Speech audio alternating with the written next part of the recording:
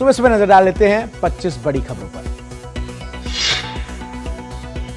हिमाचल के बिलासपुर में पूर्व विधायक और कांग्रेस नेता बंबर ठाकुर पर कुछ अज्ञात लोगों ने फायरिंग की, जिसमें उनके पैर में गोली लगी। कांग्रेस नेता शिमला के एक अस्पताल में भर्ती हैं। गोलीकांड में बंबर ठाकुर के सुरक्षा कर्मियों को भी गोली लगी, जो गंभीर हालत में बिलासपुर के अस्पताल में भर्ती है। फिलहाल इस मामले में किसी की भी गिरफ्तारी नहीं हुई।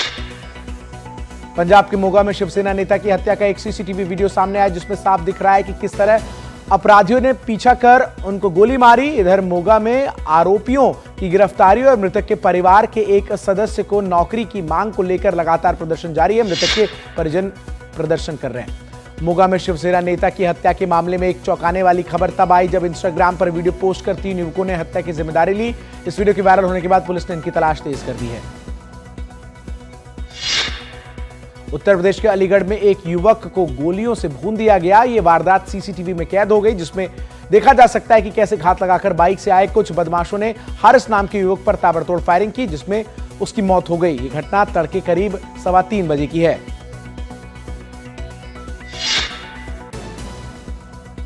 यूपी एसटीएफ ने आगरा से आईएसआई के लिए जासूसी करने वाले एक व्यक्ति और उसके सहयोगी को गिरफ्तार किया। मुख्य आरोपी रविंद्र कुमार फिरोजाबाद ऑर्डिनेंस फैक्ट्री में चार्जमैन के पद पर कार्यरत था।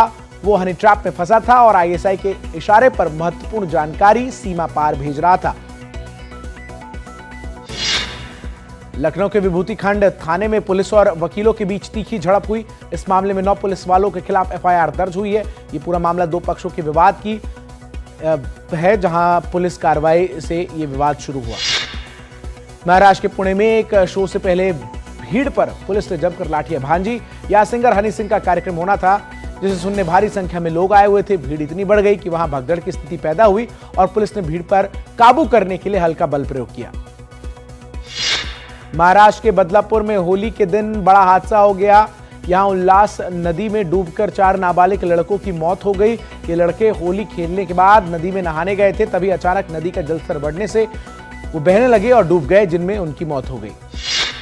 देहरादून हिट एंड रन मामले में पुलिस ने 22 साल के आरोपी को गिरफ्तार किया है। मर्सिडीज गाड़ी चला रहे आरोपी ने 6 लोगों को कुचला था, जिसमें 4 की मौत हुई है और 2 लोग गंभीर रूप से घायल हुए थे। वारदात के बाद पुलिस ने बताया कि राजपुरा रोड पर लगे सीसीटीवी फुटेज से आरोपी की जानकारी मिली, जिसके बाद उसे गिरफ्तार किया गया।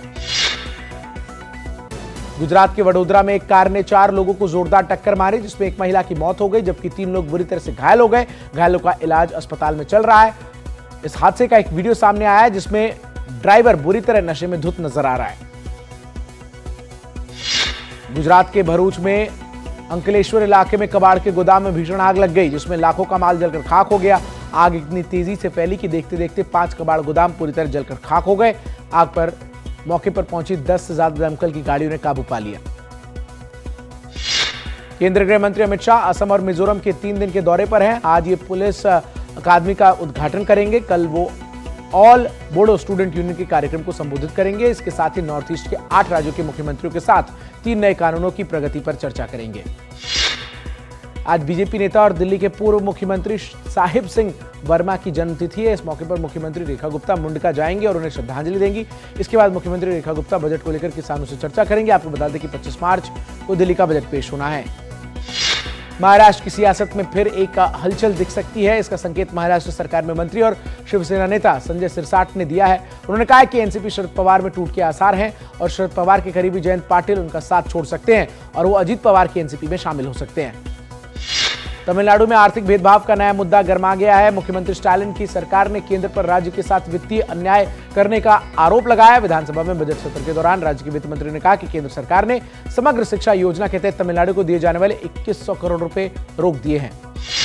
विपक्ष के विरोध के बावजूद त्रिपुरा सरकार ने कल 108 साल पुराना पुष्पबंता पैलेस को 5 स्टार होटल बनाने के लिए इंडियन होटल्स कंपनी लिमिटेड के साथ एक समझौते पर हस्ताक्षर किया। इस मौके पर मुख्यमंत्री माणिक शाह ने कहा कि यह पर्यटन को बढ़ावा देने की दिशा में एक अहम कदम है।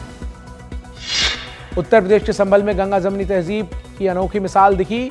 यहां के सिरसी इलाके में मुसलमानों ने होली के परंपरागत जुलूस पर फूलों की बारिश की। बीते कुछ महीनों से तनाव से गुजर रहे संभल के लिए तस्वीर खास रही। होली के मौके पर टीम इंडिया के स्टार क्रिकेटरों ने जमकर होली खेली। तस्वीरों में मास्टर ब्लास्टर सचिन तेंदुलकर अपने इंडियन मास्टर्स के खिलाड़ियों के साथ होली मनाते हुए नजर आए। सचिन ने वीडियो सोशल मीडिया पर शेयर किया। वीडियो में युवराज सिंह को नींद से उठाकर सचिन की टोली होली खेलती हुई नजर आई। आज महिला प्रीमियर लीग का फाइनल मुकाबला दिल्ली कैपिटल्स और मुंबई इंडियंस के बीच खेला जाएगा। मैच मुंबई में शाम 7:30 बजे शुरू होगा। वुमेन्स प्रीमियर लीग के फाइनल में यह दूसरा मौका है जब इन दोनों टीमों के बीच टक्कर हो रही है। इससे पहले WPL के पहले सीजन के फाइनल में मुंबई ने दिल्ली को हराकर खिताब जीत लिया था।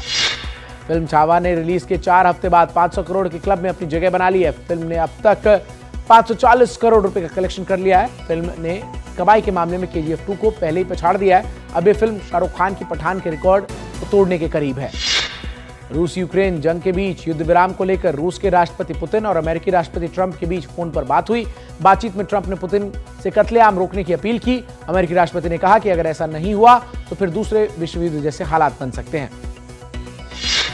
30 दिन के युद्ध विराम को लेकर अमेरिकी प्रस्ताव पर यूक्रेन ने भले ही हामी भर दी हो, पर अब तक रूस की ओर से कोई ठोस कदम नहीं उठाया गया है, जिसको लेकर यूक्रेन के राष्ट्रपति ज़ेलेंस्की ने कड़ी प्रतिक्रिया देते हुए कहा कि दरअसल पुतिन जंग रुकवाना नहीं चाहते और वो ट्रंप से कहने से डरते हैं। मार्क कार्नी अब कनाडा के नए प्रधानमंत्री हैं। उन्होंने प्रधानमंत्री पद की शपथ ले ली है। कार्नी कनाडा के 24वें प्रधानमंत्री बने। ट्रूडो के समय में कनाडा के भारत से रिश्तों में काफी तकरार आई थी। हालांकि कार्नी ने हाल ही में जो बयान दिया उसे लगता है कि वो भारत के साथ रिश्ते सुधारना चाहते हैं। भारत ने बलूचिस्तान में ट्रेन हाईजैक की घटना को लेकर पाकिस्तान के आरोपों पर साफ गोई से कहा कि हम पाकिस्तान के निराधार आरोपों को सिरे से खारिज करते हैं। भारतीय विदेश मंत्रालय के प्रवक्ता ने कहा कि पूरी दुनिया जानती है कि वैश्विक आतंकवाद का केंद्र कहां है। और भारतीय मूल की अमेरिकी अंतरिक्ष यात्री सुनीता विलियम्स और बुच विल्मर को वापस लाने की कोशिश जारी है। आज तड़के 4:33 पर दोनों वैज्ञानिकों को वापस लाने के लिए अमेरिकी स्पेस एजेंसी नासा और स्पेसएक्स ने एक मिशन लॉन्च किया।